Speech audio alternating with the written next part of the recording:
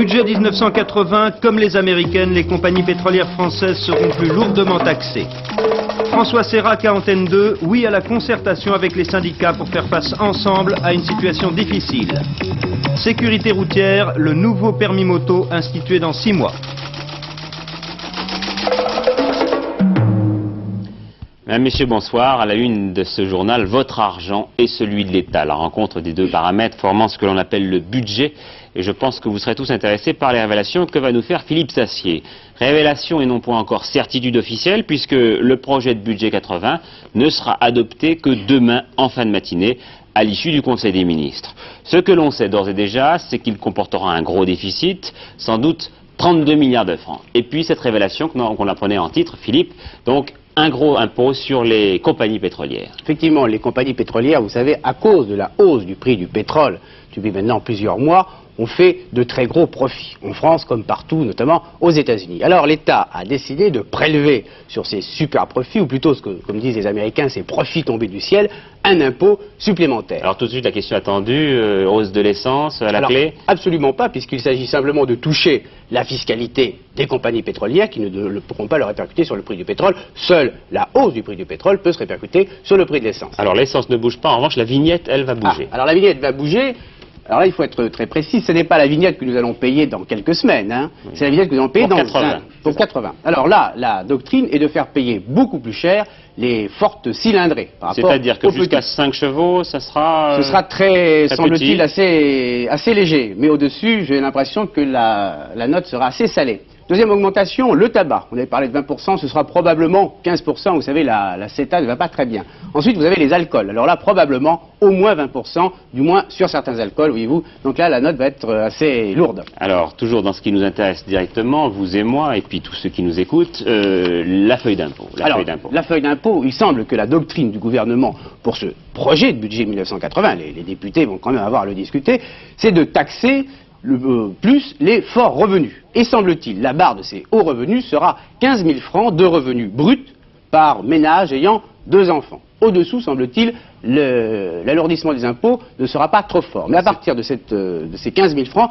sera assez fort. Deuxièmement, on ne corrigera pas beaucoup les effets de l'inflation pour ces tranches qui seront supérieures à 15 000 francs par mois. Demain, si vous voulez, dans le détail, comment ça se passe. Mais enfin, semble-t-il que la barre, et elle n'est pas encore arrêtée, que la barre sera environ de 15 000 francs de salaire, de revenus bruts pour un ménage ayant 2 enfants. Deuxièmement, les gens qui ont des revenus à cause de capitaux importants, d'un capital important, vont payer beaucoup plus d'impôts. Il ne s'agit pas d'un impôt sur le capital, mais il semble que le gouvernement ait entendu certaines critiques et voulu en tenir compte et que les gens qui ont donc un gros patrimoine, paieront plus d'impôts. Ensuite, il y a ce qu'on appelle les signes extérieurs de richesse. Vous savez, c'est en petit, sous votre feuille d'impôt, alors voilà, le port de Cannes, Saint-Tropez, c'est-à-dire les bateaux, les yachts, les avions, etc.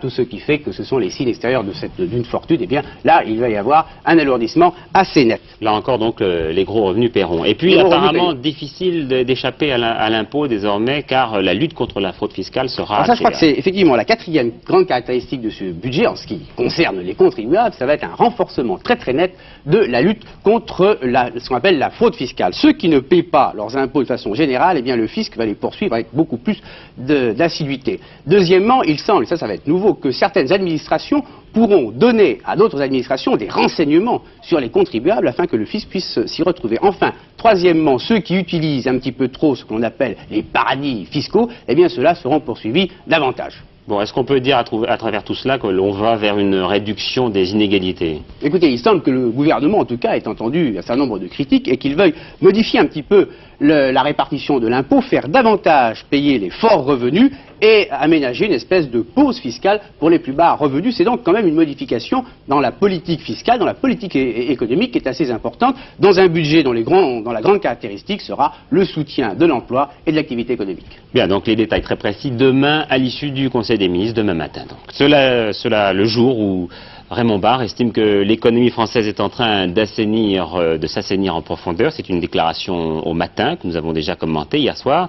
Et puis cela également au lendemain d'une grande rentrée sociale. Vous savez qu'il y a eu des meetings pour la CGT, qu'il y a eu carte sur table pour la CFDT.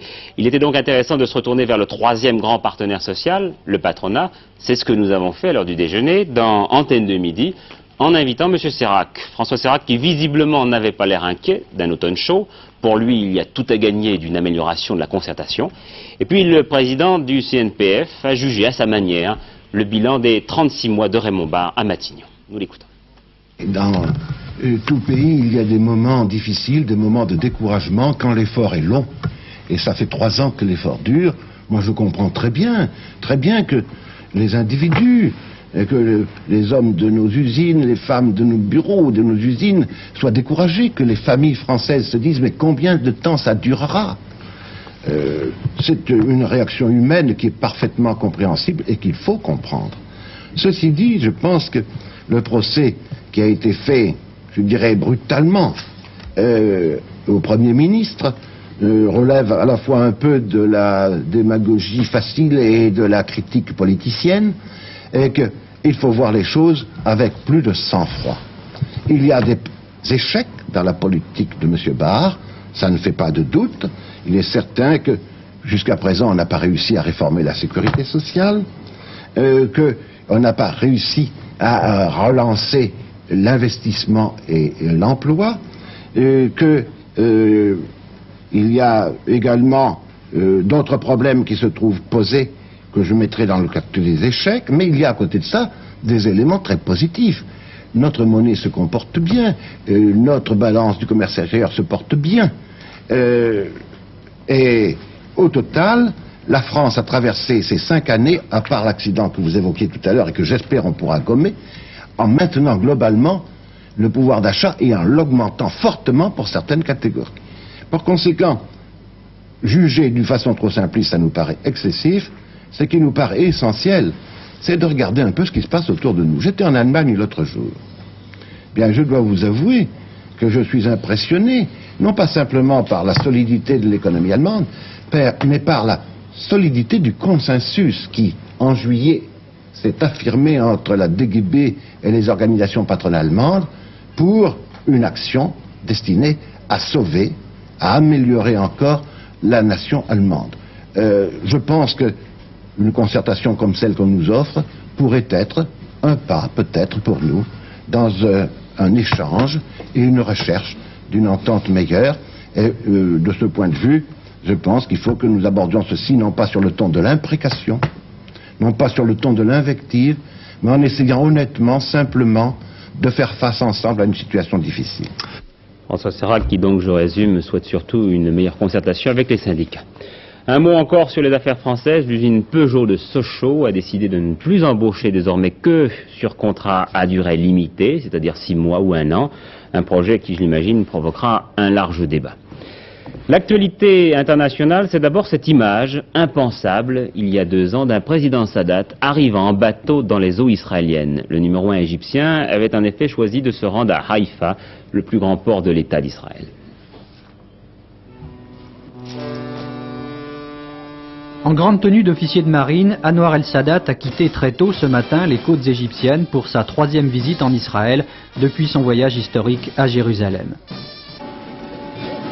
Le yacht présidentiel était escorté de 10 navires de guerre égyptiens, relayés par 10 vaisseaux porte-missiles de la marine israélienne, qui se sont croisés et salués pour la première fois dans l'histoire en pleine Méditerranée.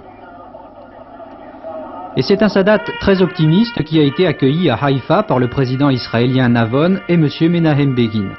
Les objectifs divergent pourtant. Les Israéliens veulent s'assurer que l'Égypte continuera à leur fournir du pétrole après leur départ du Sinaï.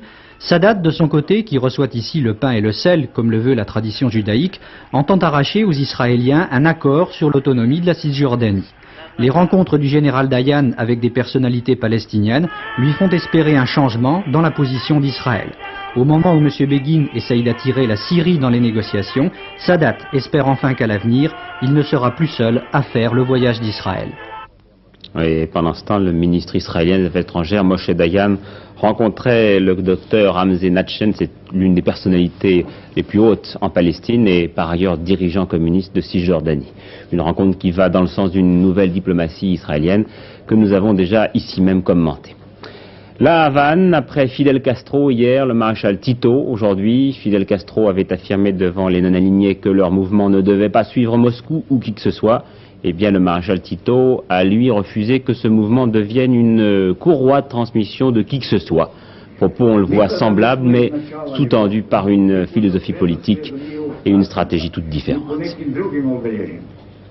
Irlande, alors que se préparent les obsèques que l'on dit déjà grandioses de Lord Mountbatten, obsèques qui seront célébrées en direct sur notre antenne entre 11h20 et 13h45 et commentées par Léon Zitrone, toujours des manifestations en Ulster. À l'occasion de l'une d'entre elles, plusieurs journalistes étrangers ont été arrêtés, parmi lesquels l'américain Pierre Salinger, qui travaille pour l'Express, et puis Philippe Châtenay, qui lui, vous le savez, travaille pour la rédaction d'Antenne 2. Pas d'autres détails pour le moment sur les conditions de ces arrestations. Pour en venir aux obsèques, sachez que le dernier vice-roi des Indes avait lui-même dressé une liste des personnalités et des représentants des États dont il souhaitait la présence à ces obsèques. À titre d'exemple, pour respecter les volontés du défunt, eh bien, un détachement de fusiliers marins de l'Orient défilera à la cérémonie. Puis cette dernière information concernant l'étranger, parce qu'elle est tout de même étonnante, elle nous vient du Brésil. C'est, je crois, l'évasion du siècle. 200 détenus se sont évadés de la prison de Rio de Janeiro. Ils avaient creusé un tunnel pour rejoindre les égouts. Pour ce qui est maintenant des cyclones, eh bien, David s'est abattu dans la nuit sur la Floride, causant indirectement la mort de 5 personnes et plusieurs millions de dollars de dommages. Frédéric, en revanche, ce n'est déjà plus considéré comme un ouragan, mais comme une pluie tropicale.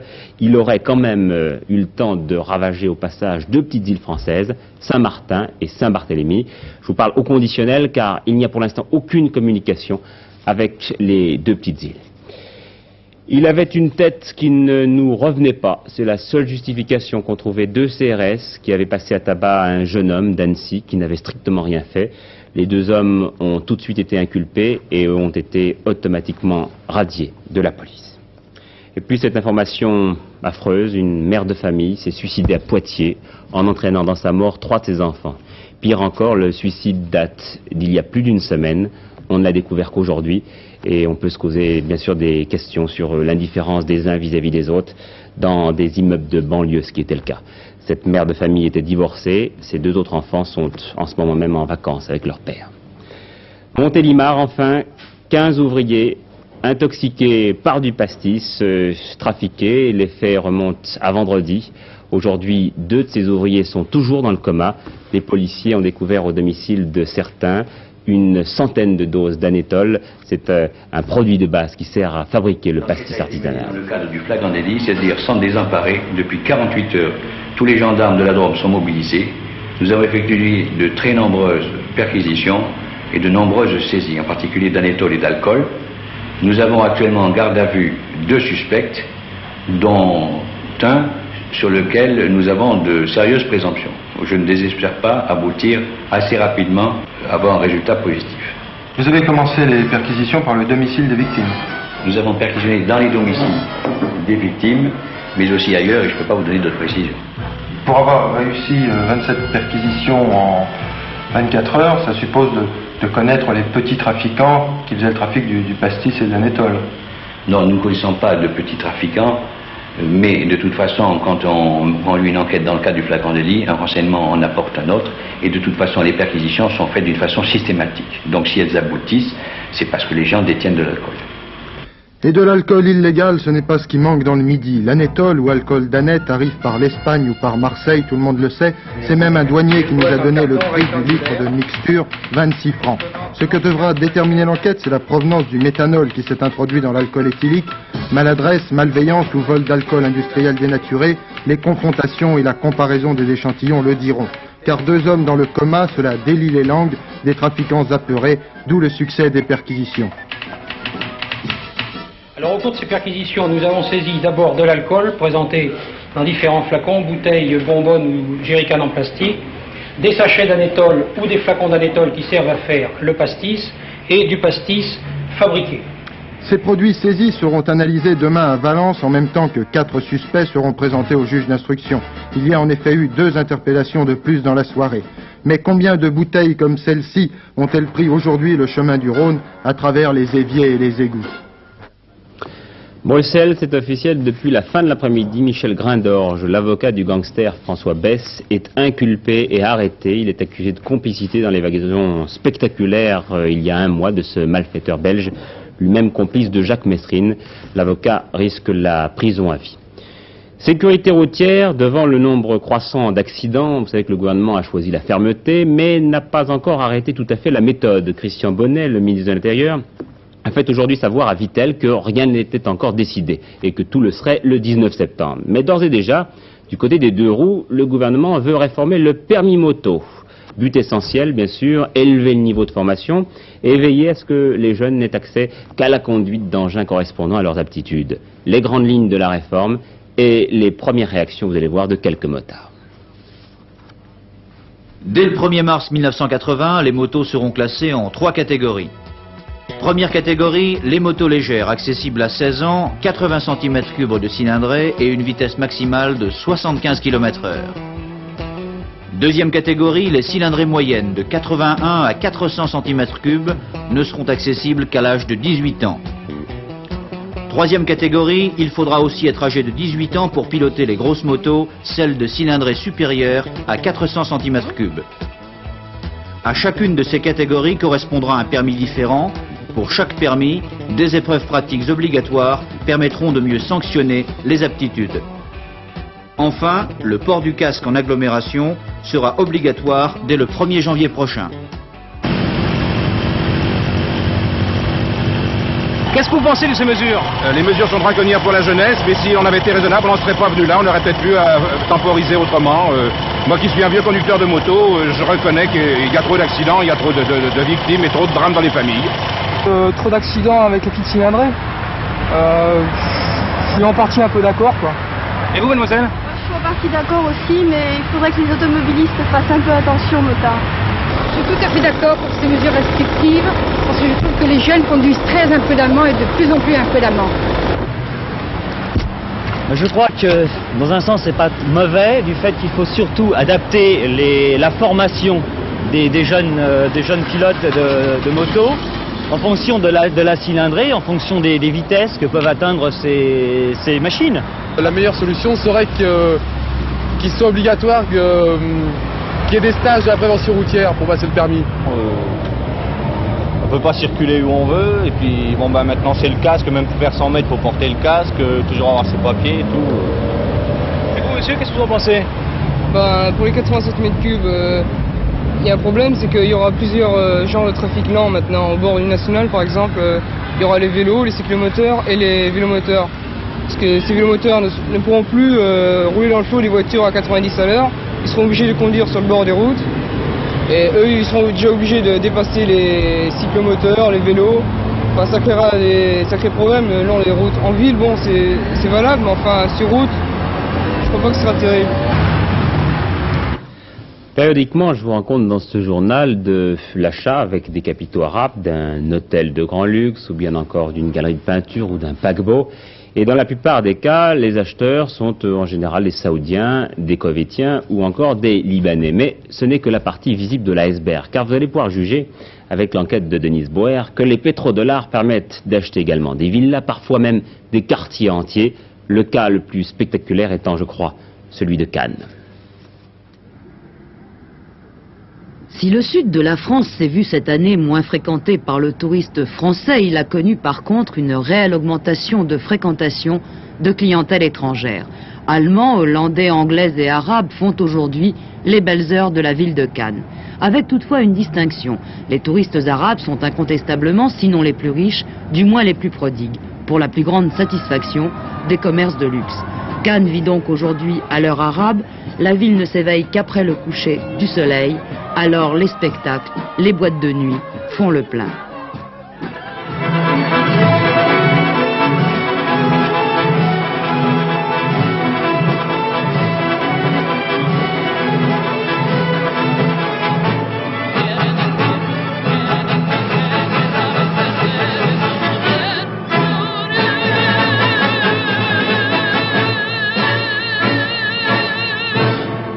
Je crois que Cannes a pris un peu la suite de Beyrouth.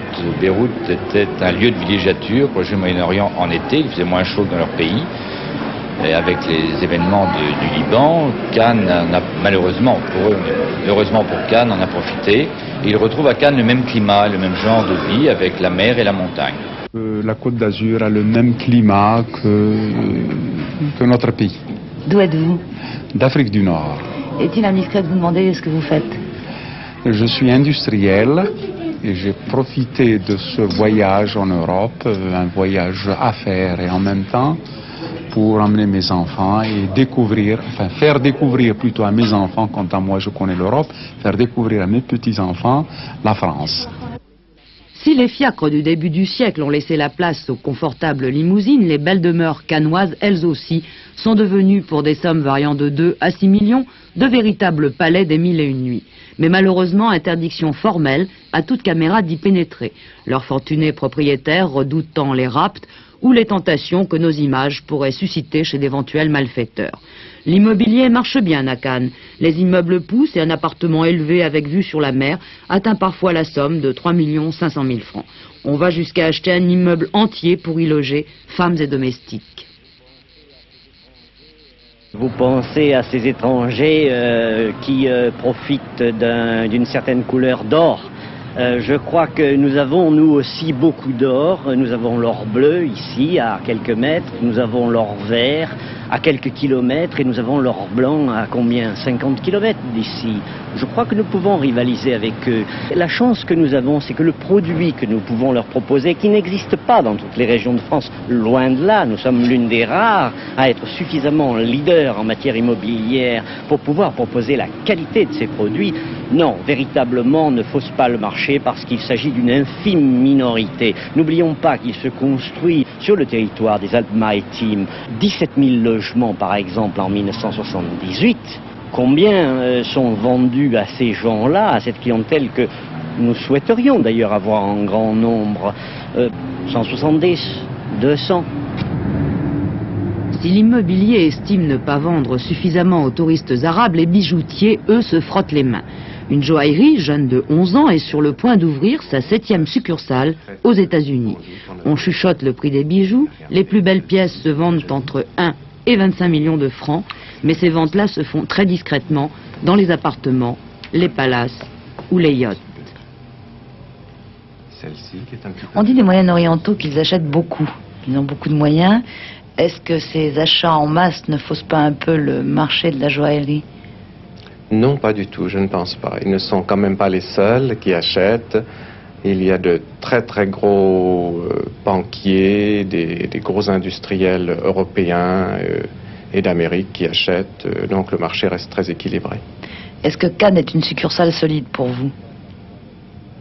Nous sommes à Cannes depuis 1 an et je pense que nous consolidons de plus en plus et que nous ferons beaucoup d'affaires ici. À Cannes, on ne compte plus les Rolls, à Port-Canto, ce sont les yachts. Sur 550 anneaux d'amarrage, une quarantaine de bateaux appartiennent aux Moyen-Orientaux. Le Khalidia, celui de l'homme d'affaires saoudien Khashoggi, qui attend son autre yacht de 86 mètres. Celui d'Akramodje, l'homme d'affaires syrien, l'ex-propriétaire du France. Il détient aujourd'hui 80% du capital des chantiers navals de l'Estérel. Et dans le domaine des loisirs, il est impossible de ne pas évoquer les jeux. Peut-on dire de cette implantation qu'elle ne fausse pas un peu le jeu pour une clientèle européenne? Nous en profitons momentanément. Il est certain que le Palm Beach, parmi les casinos français, a un niveau assez élevé. Le jeu de ces personnages fausse peut-être un peu la moyenne générale, mais je crois que tout le monde en profite, et l'État et la ville.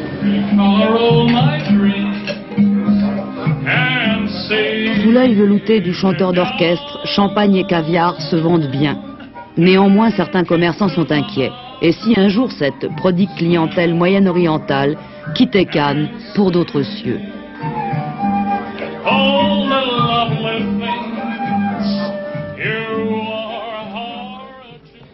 Le petit Larousse 80 font leur entrée Jacques Brel, les Beatles, Menahem Begin, Aldo Moro, Herbert von Karajan, Follon, et ainsi que naturellement Jean-Paul Ier et Jean-Paul II. Côté non commun, les Jules, les Loubards et les Machos vont désormais côtoyer l'eurocommunisme et les extraterrestres qui jusqu'alors n'avaient pas droit de citer dans le petit Larousse. Et tenez, puisque nous parlons d'extraterrestres, je propose maintenant un reportage qui nous vient de Tokyo. Au Japon, en effet, un nouveau jeu fait fureur, les envahisseurs de l'espace. Je ne vous en dis pas plus, regardez bien. Le Japon est envahi par des extraterrestres et des soucoupes volantes. Il s'agit d'un nouveau jeu électronique qui fait fureur et qui fait des ravages, surtout chez les jeunes. Tout est fait ici pour harponner, conditionner, faire appel aux instincts agressifs, amoindrir aussi les réflexes des joueurs par un déluge de décibels, par le scintillement des lumières, par l'éblouissement des couleurs, par le jeu de la guerre et de la survie. Des extraterrestres aux pinces de crabe tentent d'envahir la Terre et pour défendre votre bonne vieille Terre, vous disposez de lance-missiles mobiles et d'abris souterrains. De temps en temps, une soucoupe volante vient à la rescousse des envahisseurs et c'est à qui détruira les autres le premier. Au fur et à mesure que le dénouement approche, le rythme s'accélère. Alors il faut bien sûr de bons réflexes, de la rapidité, un peu de stratégie et beaucoup de désintéressement, car ce jeu ne rapporte aucune récompense. Ces envahisseurs ont déclenché plus qu'une mode au Japon, c'est une épidémie, un fléau national. Les tout jeunes s'y laissent prendre, ils volent même leurs parents ou leurs amis pour jouer, et certaines mineures se sont même prostituées. La pègre des grandes villes, toujours à l'affût, voilà une nouvelle source profitable de revenus. Elle tente de contrôler ces nouveaux jeux qu'on peut installer partout sans autorisation. Hier soir, dans ce journal, vous avez vécu pratiquement en direct le début de la partie de Yannick Noah qui affrontait le Sud-Africain Johan Kriek. Noah, vous le savez, a été battu en 5-7, 6-3, 7-6, 4-6, 1-6, 6-4, mais après une résistance acharnée, et je crois que cet échange, que vous le voyez, est assez significatif de l'ensemble de la partie perdue finalement par les Français. Et puis, vous allez vivre avec seulement 10 minutes de décalage la tentative d'un jeune Anglais qui voulait s'attaquer au record du monde d'athlétisme du 1500 mètres. Ça se passait donc à 20h10 à Bruxelles, lors du mémorial Vandamme. Le jeune Anglais s'appelle Howett. Il veut battre le record détenu par son compatriote Sébastien Coe. Vous allez voir sur ces images, Thierry Roland les vit en direct, donc je vous laisse le suspense. Il faut savoir simplement que Howett porte le numéro 1, le dossard numéro 1. Regardez bien. Howett toujours en deuxième position, alors que la cloche retentit et que l'Allemand Vulbeck mène toujours à 350 mètres de l'arrivée maintenant. Howett est en deuxième position.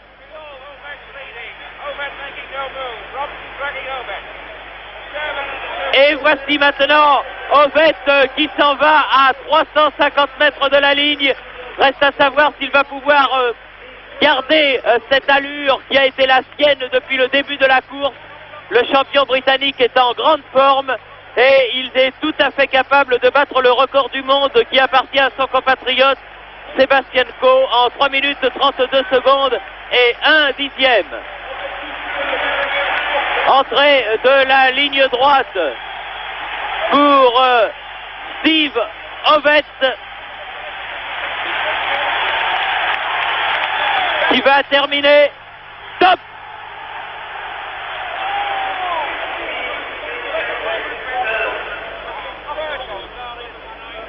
Il n'est pas impossible que le record du monde ait été approché au centième de seconde près.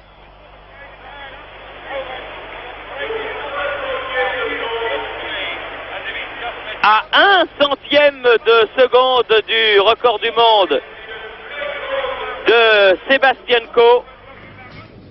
Oui, 1 centième de seconde, je confirme ce que vient de dire Thierry Roland, 1 centième de seconde pour 1500 mètres. Avant de vous quitter, voici la météo. Aujourd'hui, il a fait beau un peu partout en France. Les températures ont marqué une légère hausse. Il fera beau également demain, mais le ciel deviendra plus nuageux en fin de journée sur l'ouest et le sud-ouest du pays. Voilà, ce journal est maintenant terminé. Vous avez rendez-vous vers 23h30 pour le dernier journal de Pierre Alain. Et puis demain, tout de suite après les obsèques de Lord Mountbatten, qui seront, je vous le rappelle, commentés par Léon Zitrone, le journal présenté par Patrick Lecoq, un journal qui, je pense, souffrira un léger décalage donc à cause de la retransmission de ces obsèques. Et je pense que nous pourrons voir également l'ensemble de la course que nous avons vue à l'instant, la course de Howett, course assez impressionnante. Howett qui donc n'a pas réussi à battre le record du monde pour 1 centième de seconde au terme de 1500 mètres. Voilà, je vous souhaite une très très bonne soirée maintenant. À demain. Paris.